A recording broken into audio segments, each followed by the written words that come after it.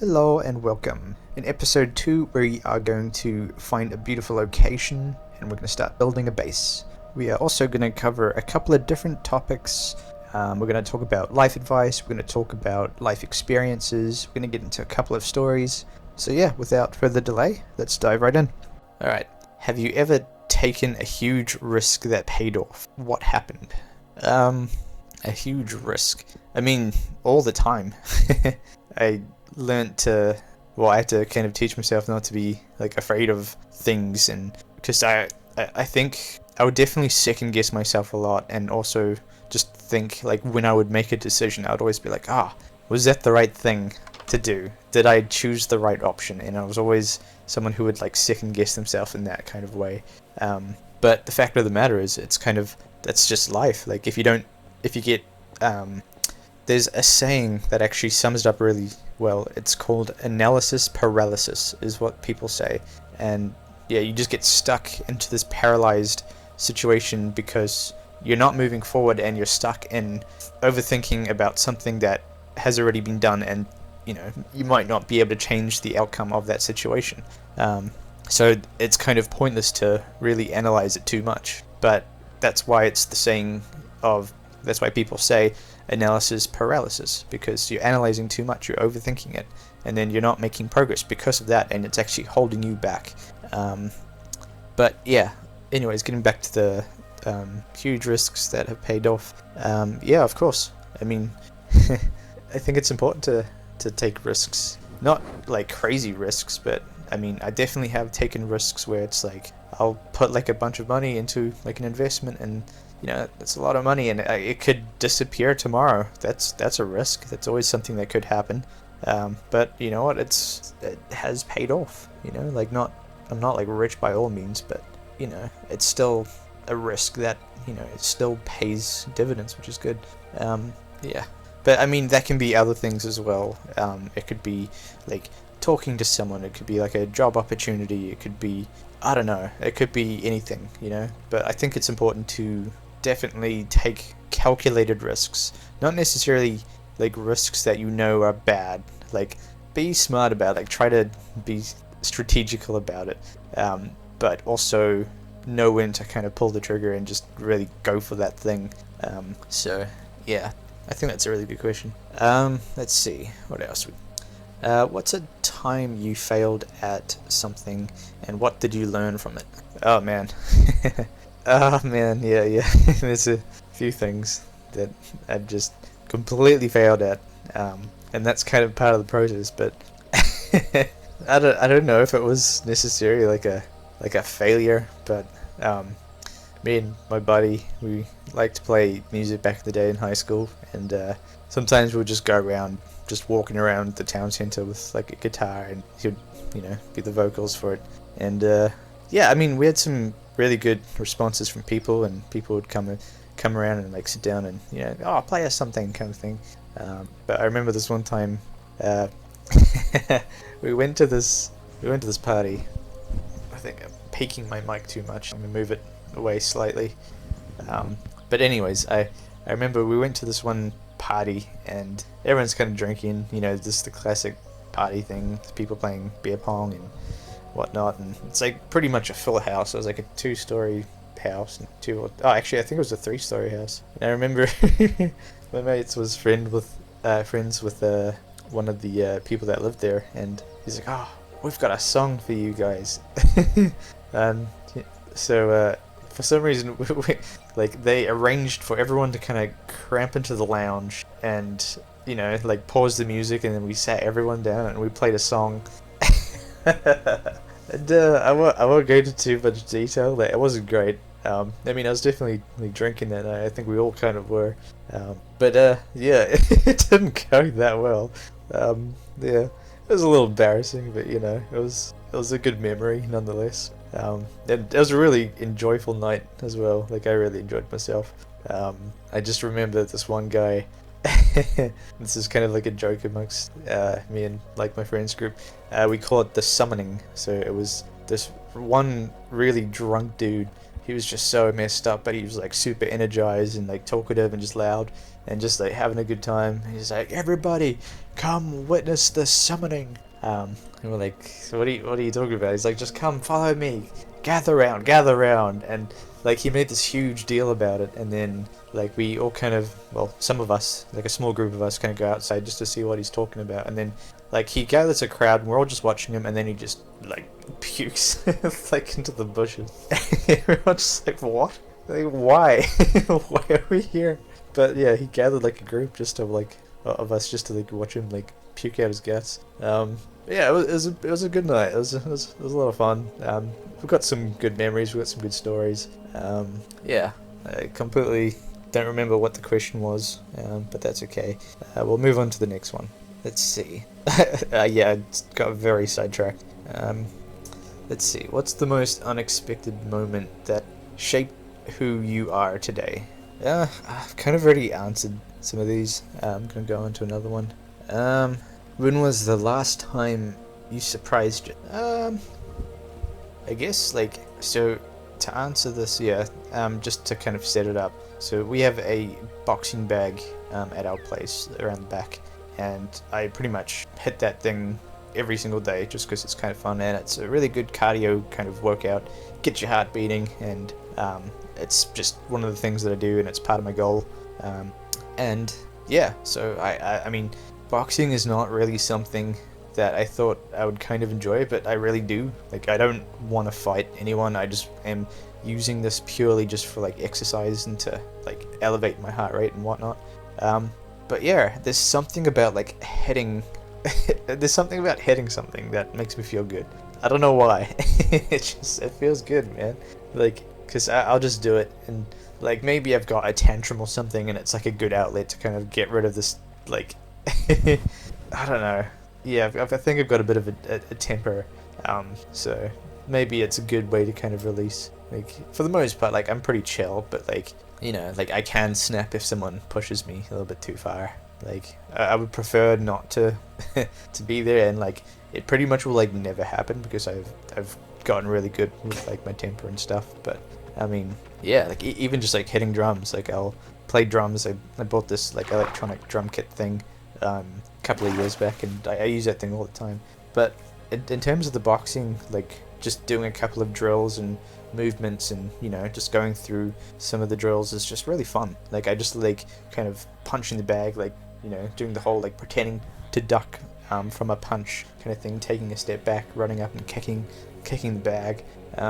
I guess it was unexpected because like I didn't know that I was into that, and I didn't realize how much fun I would have. So I guess that would be the surprise, like surprising myself kind of thing to answer the question. Yeah, let's see what else we got. What's a lesson life had to teach you the hard way? Ah, man, yeah, yep. So I do remember one particular scenario that taught me the hard way. This was probably when I was like at intermediate or like maybe primary school. I don't even know. I can't remember. It was so long ago. I think I might have been primary school actually. Yeah. And I remember me and my buddy. I won't mention any names, of course. But me and my buddy were just kind of hanging out, and we were like really into like skateboards and like skating around and stuff. And I remember like we were just down by this little like shop area, just near like one of the main roads. So there's a couple of shops, but you know, there's like a long kind of pavement area where you kind of walk along. And we were trying to, well, more specifically, I was trying to ollie or jump up onto the curb, and I ended up giving it a couple of goes, but eventually I ended up ollieing onto the curb, and I lost my balance, and the skateboard pretty much went straight into this hairdresser's window. And yeah, I was of course he was just like, "What are you doing? Like who's gonna pay for this?" And I remember he's like, "Where's your phone? Give me your phone. Like, I'm gonna call your parent." And he just kind of grabbed my phone, and then he rung up my dad, and it's like, "Your son has broken my shop window, and like, who's gonna pay for this? How are we gonna deal with this?" kind of thing. And like, he was so mad, and like rightly so. And yeah, I was just like super embarrassed and just like feeling awful. And then just as a reference, like, I did get like pocket money. It was like $2 every second week, so it wasn't like crazy much. Like it wasn't like that much, but still something's better than nothing, right? But I managed to save like 200 and something dollars. I think it was like 250 or $200, and I was saving up to buy like a new skateboard, and I was just like really excited to like get this new board. And then obviously, yeah, back in the moment into the moment where, you know, I had just broken the guy's shop window. I was like, oh man, like I was like freaking out. Like, I was like, oh damn man, my dad's gonna kill me. Like he's gonna be so mad. And yeah, so basically I saved up for like a few years, and all that money that I'd saved up for like a couple of years pretty much was gone. And you know, saving up $2 every second week, you can imagine how long that would like take. And you know, you have to be very persistent and not like spending your money, because when you want something you'll save up for it and then you get the thing that you want, right? So I pretty much had to wave goodbye to all that money, and I was honestly like pretty devastated. I was just absolutely mortified. Like I couldn't believe it. I just spent so much time saving up, and then it's just all that money I saved is gone because I had to pay for this guy's shop like window. So yeah, that is definitely a lesson that I very much had to learn the hard way. Not my brightest moment, but yeah, everything worked out. And honestly, I was so embarrassed just to even like walk around that area afterwards, because it's like, oh, he's gonna recognize me and he's gonna give me the most like deathly stare he can, like if he recognizes me. But everything worked out and it was fine. You know, like years have passed, and I almost guarantee you he would not recognize me by now. So yeah, but yeah, that was that was fun, losing that money, like pretty much everything I had. I was just like, oh, man, it took so long to like save up, man. So yeah, I guess like learning how to like save your money and not be silly, and I guess is a lesson that I had to learn the hard way. Let's see. How do you bounce back from setbacks or rejection? That's getting a little personal, I think. I mean, it is what it is, really. Like, it's not something that you should think too much about. Try not to, I guess. I mean, I've had plenty of setbacks and plenty of rejections throughout my life. I guess you gotta learn how to not be afraid of it, really. It is what it is. How do you bounce back from it? I mean, the best way of thinking of it is, like, from my perspective, I think just using it like it's just new information on what not to do, you know, and like how to maybe try it slightly differently, or come in from like a different angle or whatever. Yeah, like I don't really see it as like rejection or failure. I just see it as like information to analyze, you know. It doesn't really stop me from trying again. That's the way that I think about it. Because if I see it as like rejection, or like if I see it as rejection or like a setback, then you know, you're not really moving forward, and then you can kind of get stuck in this little loop of like, you know, like, why me, kind of thing. Like, why is this happening? It's like, I don't like to get sucked into that for too long. Like, don't get me wrong, like I've been there, but I mean, you just gotta learn to kind of, I don't know, process it in a very specific way. Yeah, I think probably the healthiest way is just to see it as just information instead of like failure or rejection, whatever. It's just like, you know, this might not have been the thing, but we'll keep at it, you know. They can't ignore me forever. Like if it's like a job interview or whatever, or you know, like I'll just keep going until I get it, kind of thing. Like it might not have been a good fit for me anyways, kind of thing. Like you just gotta keep focusing on like the future. And yeah, I totally get that. Like it definitely can sometimes sting a little bit, where it's like, you know, like why didn't I get hired? Like I really wanted this job, and like I would have been perfect for this, and people were great, and I just so excited to like work there and stuff, and you know, but learn to fall forward, I think, is a good saying, and also put the odds in your favor. So study for it, do everything you can to learn about it, to kind of put the odds in your favor for you to kind of be a lot more ready when the opportunity kind of presents itself. I think is probably the best advice I could give on that. And that's pretty much how you create your own luck. I think, yeah, by practicing it and just throwing yourself into it is just the best way to do it, I think. Because you can, I mean, you can study for it, you can learn all the things, but not by actually throwing yourself into it. Yeah, I like, for example, like doing an apprenticeship of something is better than studying for it, in my opinion, because that way you're actually doing it. Like, learning by doing is a very, very powerful thing. And I very much used to be a person of, like, you know, I'll just learn everything I can about it, but I would really hesitate when it came to actually doing the thing that I wanted to do. So yeah, I don't know, I think just doing what you can to try throw yourself into it is probably the best way to get better at it, I think. But yeah, anyways, next one. What's one mindset shift that changed everything for you? I think one particular thing that I got from, I think it's Rich Dad, Poor Dad, one of the books, audiobooks. It might have been Atomic Habits, or it could be The Law of Success. It's one of those books, I think. But it basically changes the mindset of, like, instead of like, I can't afford this, it changes the saying to, like, how can I afford this? How can I make this work? Instead of like, like, you know, like, I'm never gonna be able to do that. Like, if you think like that, you've kind of already lost, because it just cuts off any progress. It's like, you just accept that, you know, it's not gonna work, or like you're not good enough or whatever.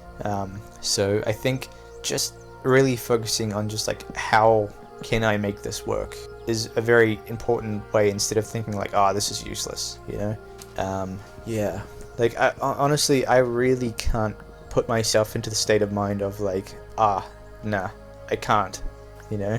A lot of the times it just ends up being like, it's not that you can't, it's like you don't want to. Which I have to admit to myself, which I'm not particularly wanting to admit to myself that information.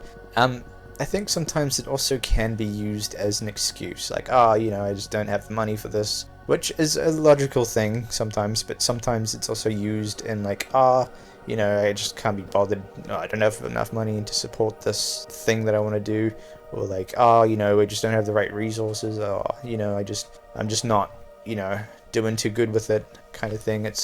I'm very much a person who tries to think more like, you can do it, it's probably going to take a lot of hard work, but don't say that you can't, because you can, and it's just about doing things and like learning as much as you can and just trying your best.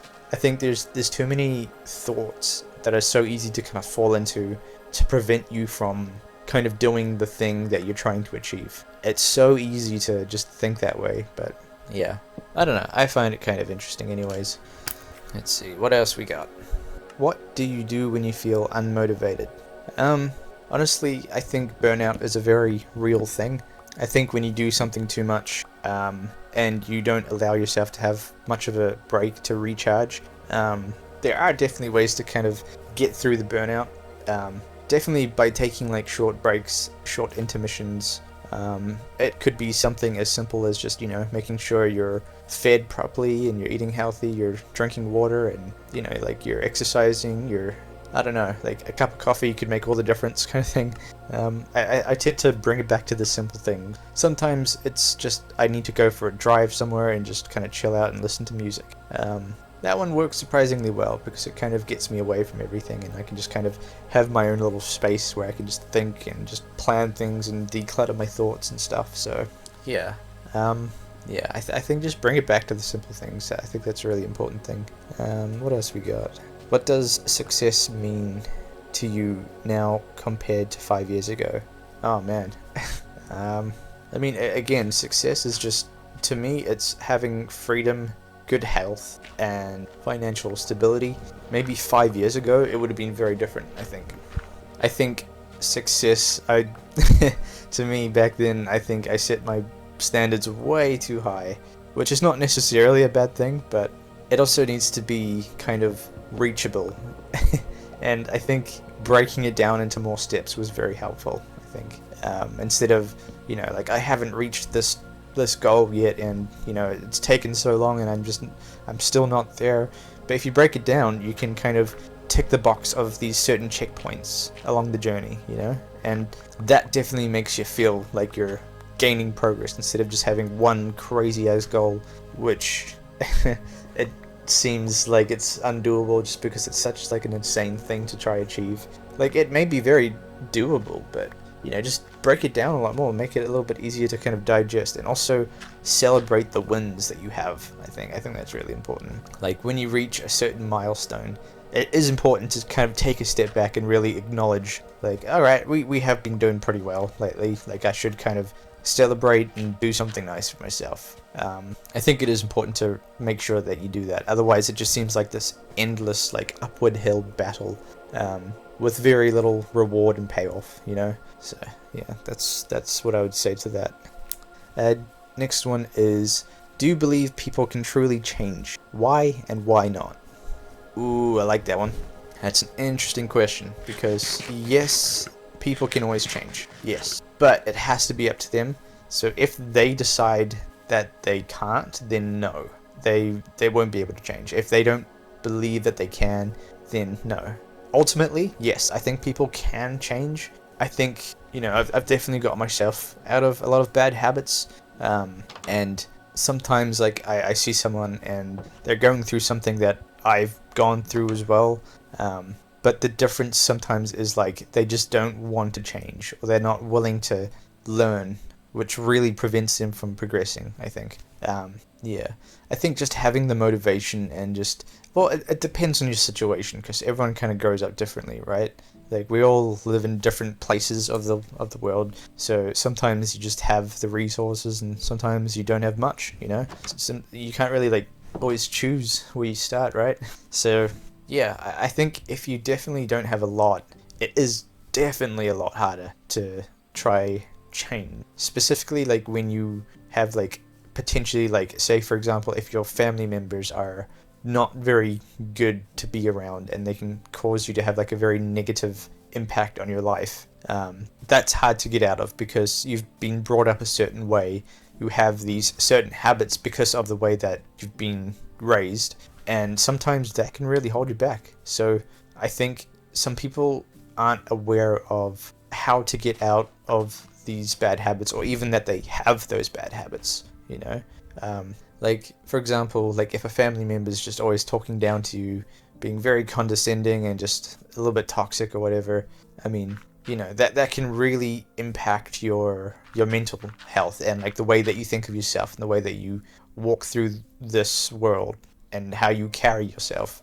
and if they say all these negative things enough times, then eventually sometimes people start to believe that, I think, so sometimes it's hard to get out of these bad habits, because it's just the way that you've been raised. You've been raised to almost have these, like, forced ways of dealing with things. I think that's a huge thing. Like, a lot of people, I think, should understand, it's important to understand how we were raised, because that defines a lot of how people end up living, because it creates certain habits and certain routines, and sometimes that can solidify, and that could be their personality, but I think at the end of the day, I think anyone can change, but it's definitely harder for some people than others, depending on your situation, for sure. Yeah, I think self-awareness definitely has a part to play as well, because a lot of people may not even be aware of, bad habits or things that are not particularly healthy for them. Yeah, so it is very interesting, kind of like learning about this.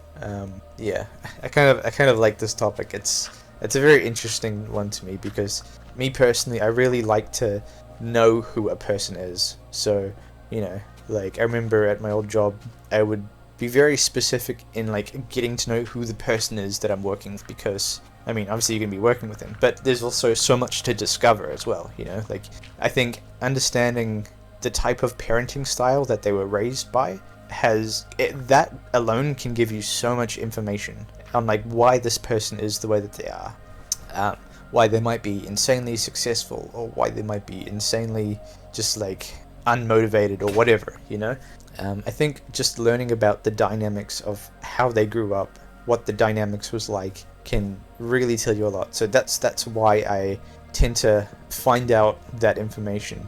Like, I don't mean to do it. I'm a very analytical person, and can be come across a bit rude. I don't mean to be. It's just the way that I am. But honestly, it's to me, I find it very interesting. I do like learning why this person is the way that they are. Like, and there's so many people out there, you know. So it's just like an endless fascination of just like, who are you exactly? Like, why are you the way that you are? Like, how did you grow up? What are your parents like? You know, like, do you have brothers or sisters? Like, how has that impacted you as a person?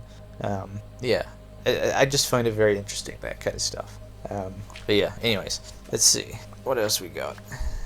Oh man, what's a toxic habit you had to unlearn? Oh man. Dude, I'm not even gonna lie, I was such a problem child. Like, honestly, I would have hated to have to look after, like, a kid like myself. I was such a little troublemaker.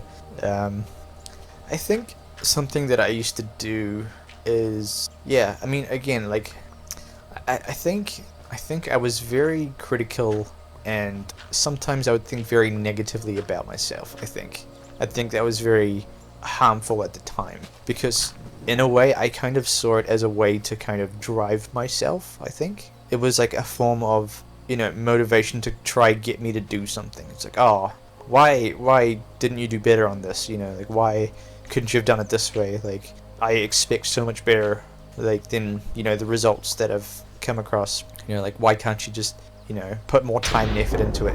Which in a way did really help to get me to do things, and it kind of caused me to think and hold myself to a certain standard. But I think that way of thinking was definitely not the best way to think about it and to get me to do these things, I think. Yeah, because I would get so, like, frustrated at myself. Instead of just being really frustrated, you know, we could have been a little bit more positive, saying, like, you know, we've made some really good progress, because I would never look back on, you know, how far we had come and, like, achieving certain things or whatever. So yeah, I think that was probably the most toxic thing that I had to change, just because after a while you just feel very low about yourself, because, you know, it's almost like you're bullying yourself to be better, and I just don't think that's the best way to do it. Like, don't get me wrong, it definitely made me do things that I needed to do, and it did help in some kind of way, but long term, I just don't think that's a good way of thinking, and I'm glad I don't think that way anymore, because it can really have a negative effect. But that was, at the time, the only way I knew how to kick myself into gear and just to, you know, try get things going and achieve the goal that I'm trying to achieve or whatever. So yeah, that's probably what I would have to say to that one. Let's see. Here's a good one. So, what's a daily habit or routine that really helps with your mental health? I think just having a routine is really, really good. I know I keep talking about that book, Atomic Habits, but it really, really did a lot of good for me, and it helped me understand a lot. But basically, I tried to apply that to my life, and using certain rewards to make me do things that I should do, you know? So, for example, part of my routine is, you know, I'll wake up, I'll put the kettle on, I'll make a cup of coffee, I'll get some breakfast going.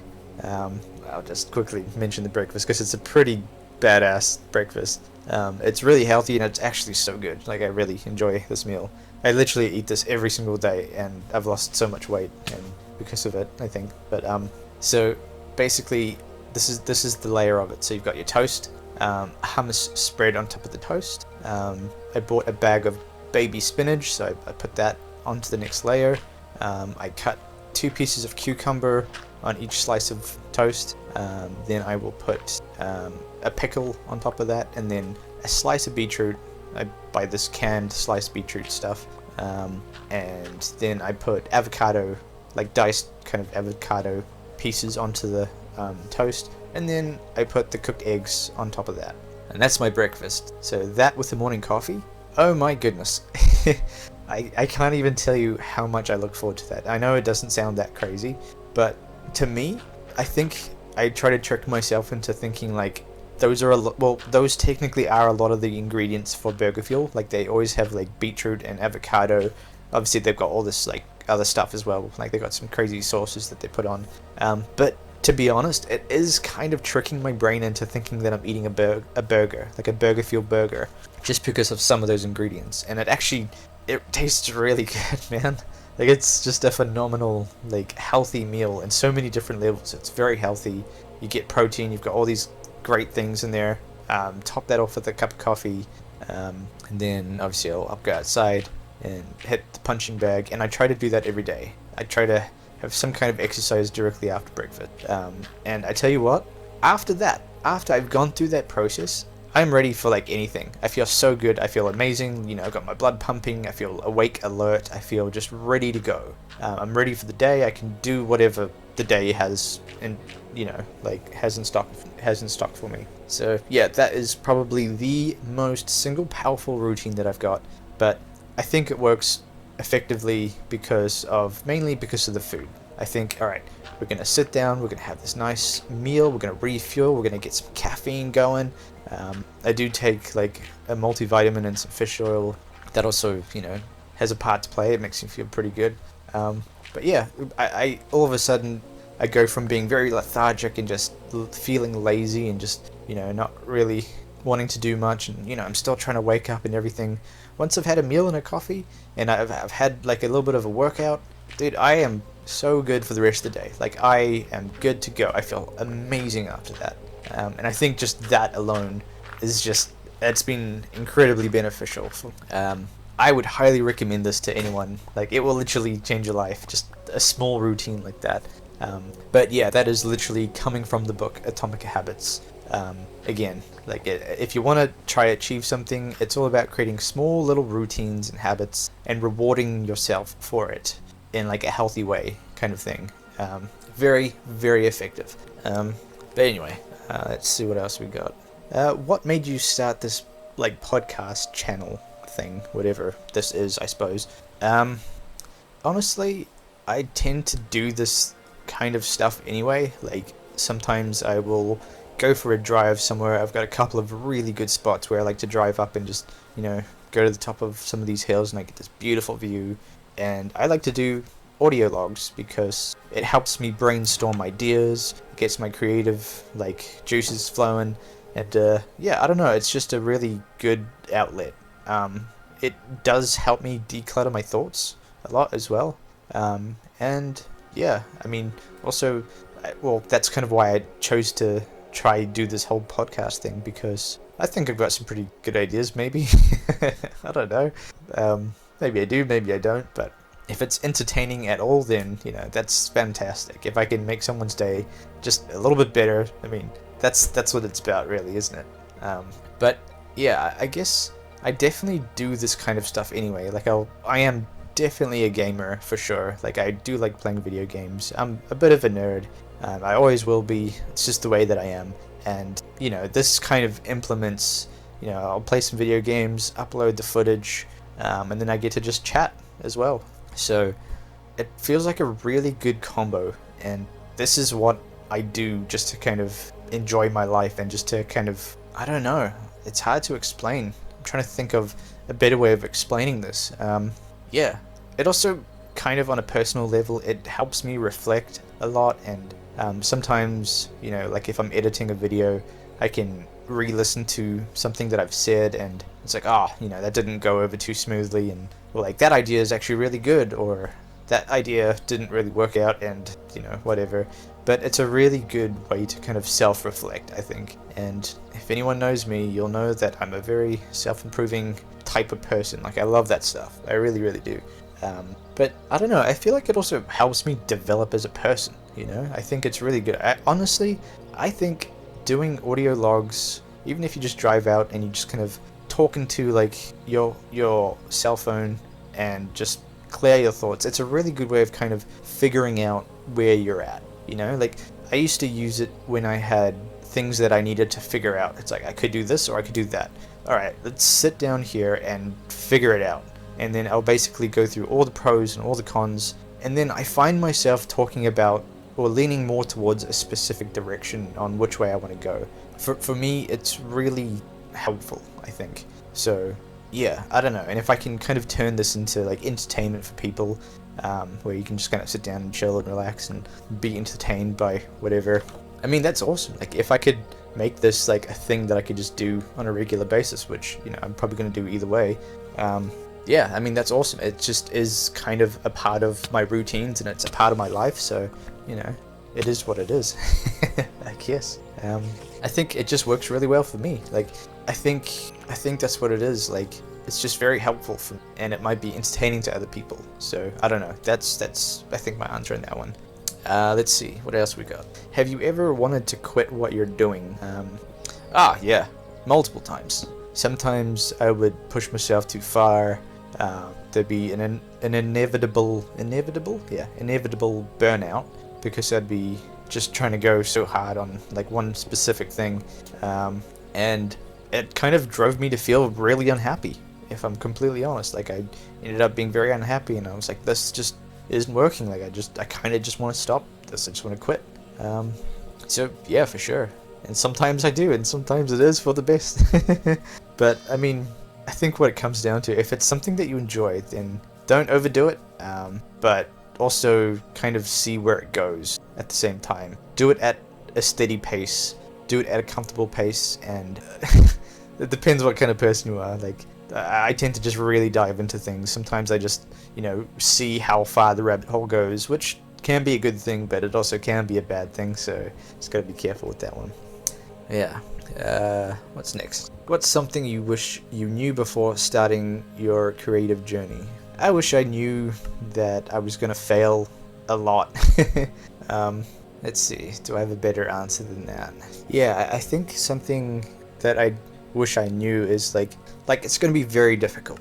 I wish I knew how difficult it was actually gonna be, because to get somewhere with something, to kind of pursue a certain goal and to really try achieve that goal, sometimes that it just takes so much work. It takes so much more work than you think it is going to.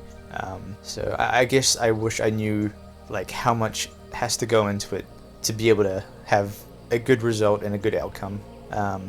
Yeah, that's all I can really think of on that one, to be honest. Let's see. I've already answered that one. We'll move on to this one. What's been the most rewarding part of doing content creation? To be honest, it's just an outlet for me. It's just a creative outlet. These are the things that I'm doing in life anyway, so I get to just, you know, try create content out of it as well, you know? So, yeah. I mean, its reward is itself, you know, like I enjoy doing the things that I do. So, yeah, that's a pretty straightforward one. Let's see. Have you ever had a mentor or someone who inspired your path? Oh yeah, for sure. I mean, I remember I used to get so crazily just amped up. I don't know if you have ever seen those like motivational videos on YouTube, but I remember coming across like there was one specific one that just got me so hyped up, and it had like this really like intense music, and it starts off with like this hopeless sounding like music, and then it starts to build and becomes a little bit more inspirational, and then it becomes like more aggressive and like even more inspirational, and it just gets me so hyped up. And the words are all like these quotes, like these famous quotes that are being said, like, it's not over until I win.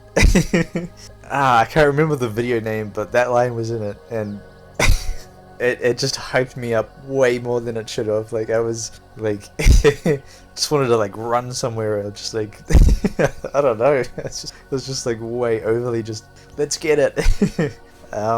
Yeah, so that's my answer to that one. Here we go. If someone wanted to follow in your footsteps, where should they start? Just try lots of things, and don't learn how to not be afraid of like the process of failing. Don't be afraid to fail. It's important that you do, in fact. The more you do, the more information you have. So yeah, I was definitely the type of person that would get really hung up again on the analysis paralysis side of things. So I was just so worried, like, am I doing the right thing? Am I on the right path? Like, I really just want to like kind of make it and do something and like just be somebody, I guess. I think I would get so hung up on that idea of like, you know, I hope I'm doing the right thing. You know, like, I hope this is where I should be going. Like, I hope this is going to take me to where I want to go, kind of thing. I would get very paralyzed by that, and I wouldn't pursue things because I'll get stuck in that thought process. But I guess what really helped for me is like I would kind of start to spread myself out a bit and try lots of multiple different things and like different hobbies. You just got to try lots of different things within reason, right? And then you come across like one or two things like, oh, that's pretty fun. Oh, I kind of enjoy doing this. Or like, you know, like I feel really good when I do this one activity. Or like, you know, it could be like arts and craft, it could be playing guitar, it could be rock climbing, it could be whatever, right? Like just try all these different things within reason, as long as it's not, you know, bad things. You know, be sensible about it. But definitely try push yourself to do all different types of things, because it gives you like a net that you can kind of cast out, and then you bring back the things that you think you might enjoy. And video editing was definitely one of them. I've tried lots of different video editing things. I've had a couple of different channels. Some of them worked, some of them didn't. But it's also kind of helpful because I can do whatever I like want with YouTube. Like it can be about anything. If you like rock climbing, you can start like a rock climbing training video or advice or exercises or routines. You know, if you're good at finance, you can give like financial advice with, you know, mention that you're not a financial advisor, or maybe mention that you're trying to become one potentially. I don't know, like whatever it is, you can implement it and try all these different things and see what holds your attention the most, see what you enjoy the most. Now the fun part is when you come across multiple activities that find a way to kind of merge with each other and you can kind of bounce off these two things. I think that's what creates uniqueness. So like for example, like playing video games and talking, like there's the two things that I'm kind of merging. And you know, like I enjoy making the thumbnails and all that kind of stuff. Like I'm just taking the parts that I like and kind of merging them together. That's why I think it's really important to try lots of things, because you know, you could have like 5 or 6 different things that kind of interplay with each other. Like don't spread yourself too thin. Again, I'll say it, don't spread yourself too thin. But it is important to try lots of different activities and things that you think that you might be into, because you know, when you start combining those things, those interests, it starts to form something unique. Like not everyone's going to have the same kind of interest. Like sometimes a particular niche is oversaturated and there's too many people doing the same thing. But if you enjoy lots of different things and you find a way to kind of merge those things together, it's like, hey, there's this one person that, you know, he's really good at this and also this, but he's also not bad at this other thing as well, which I don't know any other channels that kind of do this thing with like all these different activities, you know. Like that's what I think really works, and that's what I think stands out. That's what makes you unique, and that's when you start having a bit of like a bit more success with like a specific kind of niche, I think. But just in general, like it's a really good way to do, like find your hobbies, find out what you like, and then once you have like a good collection of things, just try put stuff together and see what happens, you know. You'd be silly not to, right? Like you might as well try it out. Let's see, I've pretty much answered that one as well. What's one rule you live by no matter what? Put the odds in your favor and just keep going.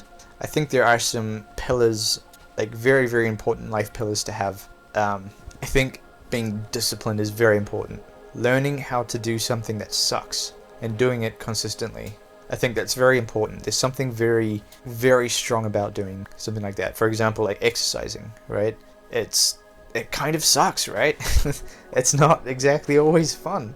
But if you do it, you get really good results. And also you can measure how long it takes to get to this end goal, right?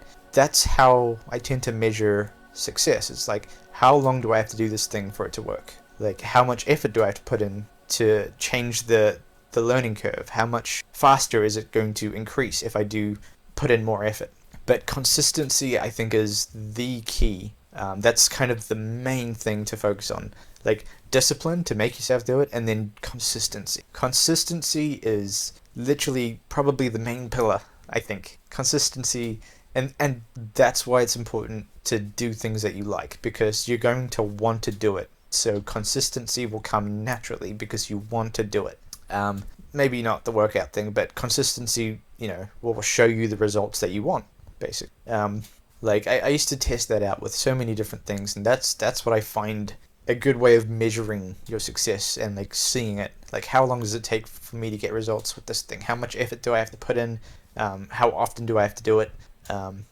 And yeah, Also, I think an underrated skill is people skill. Learning how to communicate effectively is an extremely important thing in life, I think. So, for example, say someone accuses you of doing something that you actually didn't do. If you don't have the right kind of communication skills to be able to correctly defend yourself, then people are going to think that it was you. So, and people will do that, unfortunately. They will try to throw you under the bus. Not everyone. I find most people are pretty wonderful people. I like people. But you get those 1%ers that are just, I mean, maybe they got the wrong idea, maybe they think it's you and they believe that, but it really wasn't you, kind of thing. But being able to effectively communicate yourself, to be able to defend yourself, also learning how to sell things is very, very important. To be a salesman can get you very, very far, like in this world. Having that kind of skill, being able to present yourself a certain way, learning how to talk correctly, and being able to sell something and make something sound good, I think is a very important skill to learn. Because once you learn how to sell, you can sell pretty much anything, right? Like whether oh, this meal's the best kind of thing. Like I've never tasted. You can really convince people that like that meal is just the best thing on this planet. Like if you have a certain kind of energy about it, like people really get drawn into that kind of thing. But selling is not just about trying to convince someone. It's also about like, is this going to be the right thing for the person? That's a really, really important thing. It's like, I'm not going to sell this thing if like bad advice to someone that doesn't need that kind of advice. So, or even if it's like a product or whatever, it's like I'm not going to convince that person to buy this thing if I know that it's not going to be what they want. So it's important to kind of ask these questions and know what they're after before making things sound good, because that's what they need, kind of thing. Yeah. So I don't know. Being able to sell, being able to be a salesman or salesperson or whatever, I think is a very, very, very important skill to have in this world. Yeah, working in retail has definitely taught me a lot.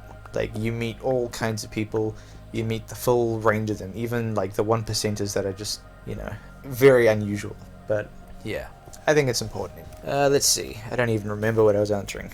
How do you decide what's worth your time and what's not? Damn. That's a really good question, because I think if you're not getting any results from a certain thing, then it's probably best after a while, moving on to something that might be a little bit better. Like for example, I was so convinced that I was going to be a musician. I was going to play guitar and I was going to be this famous rock star person or whatever. Like that's what I thought that I wanted. But, I would throw my head against that brick wall for many years and got nowhere. Well, I wouldn't say nowhere. I played at like some bars, I played in front of like schools, played in the city. Like I've played in front of like hundreds and hundreds of people. So it wasn't like for nothing, but I think there was a moment where I thought to myself, like, I don't think this is it. Like I don't want to admit it, but this just isn't the thing that I want to do. This isn't the thing that I was like meant for. I think because I was a bit younger, I was like, oh, it's probably just the cool thing. Like everyone likes a guitarist. So I think I was a little bit manipulated by that kind of thought. That I didn't realize like there were other things that I should be trying that are honestly way better for me and the way that I live my life. So yeah, that's what I would say to that. Also, a good rule of thumb is like do it for 1 year, and if you haven't had much results, and you can also decide if you're enjoying it or not. It gives you a pretty good a spectrum of like how you feel on that one. But yeah. What's something most people misunderstand about life? I definitely think there are people out there that don't understand why people are a certain way. I think that, like I've talked to some people where they're like, oh, I just don't understand this guy. I can't think in the same way that he thinks. Like I don't understand how he could possibly come to that conclusion. Like it just makes no sense. Like how can you think this way? But I think sometimes that type of person doesn't always understand like how that person was brought up, and I'm bringing it back to this because it's a very important thing. Like I think that literally defines how a person becomes, and that defines how they are as a person sometimes. And again, they might not be aware of it. Like sometimes people grow up in a certain kind of neighborhood where it's like, like we hate this one thing, Like we just don't take part in this activity because we just don't believe in this, and like there can be a community of people around that person that all think in a very similar way. Like we hate this thing, and then you've got someone else that kind of moves in from a completely different place of the world, and like they they just, it's a completely new type of lifestyle. Like I think there are different ways to live, not just one specific way to live. Like there are some cultures out there that live in the forest, like the Amazon forest. There are people that still don't know about civilization. There we go, we got there. Like they don't have cell phones, they don't have technology. All they know is like I'm going to make a weapon, I'm going to make a spear, I'm going to hunt animals, and I'm going to hunt the dinner for tonight. Like that's how they are living currently. That's pretty bizarre if you think about like someone like that coming into civilization, and like it would just be mind-blowing for them, like because that's all they know. They don't know how to basically live in this new form of a world. And I think sometimes we forget about that. Like in one country, things could be extremely hostile, and you just gotta do whatever it takes to kind of get by and survive. And then that person might eventually escape and move into this other world where it's like, people are relaxed and it's a calm, not stressful environment, and like it's just a very relaxing place to be, or it's very well. I can't think of where I was going with that, but like it's a really good place to be. It's just complete night and day difference. So I don't know, I think people really need to understand that there's so many different people out there that come from all different types of ways of growing up. So yeah, never be too quick to judge people, I think, because also you don't know what they're going through as well. Like sometimes you'll come across someone who is just really irritable and just grumpy and mad, and you kind of feel like you don't want to have anything to do with them. And to be fair, that is a fair statement. But you don't know what's going on with that person. They could have, just had a breakup, or maybe their marriage fell apart, or maybe a family member died like in their family, and like they're just upset and they're just not processing it correctly and not dealing with that situation very well. But all you can see is this person just seems very grumpy. Like how can they live life like this? Like how can you take things out on other people? Like it doesn't seem fair. So I don't know, sometimes that can be very misunderstanding, and like people kind of don't think about that sometimes. Not everyone, like a lot of people do, but just some people don't.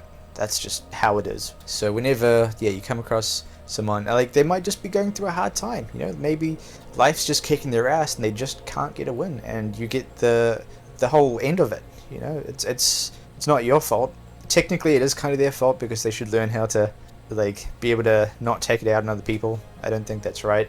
But I mean, I've been guilty too of just being really frustrated with certain people, and I kind of lost my not my temper, like I just became very frustrated with this person. They could obviously see that I'm very frustrated with them.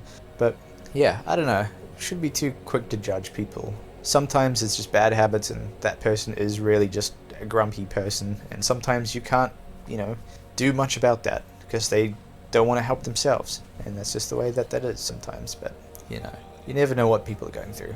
Let's see, what's your approach to making big decisions? Yeah, I like that one. I do have a process for this.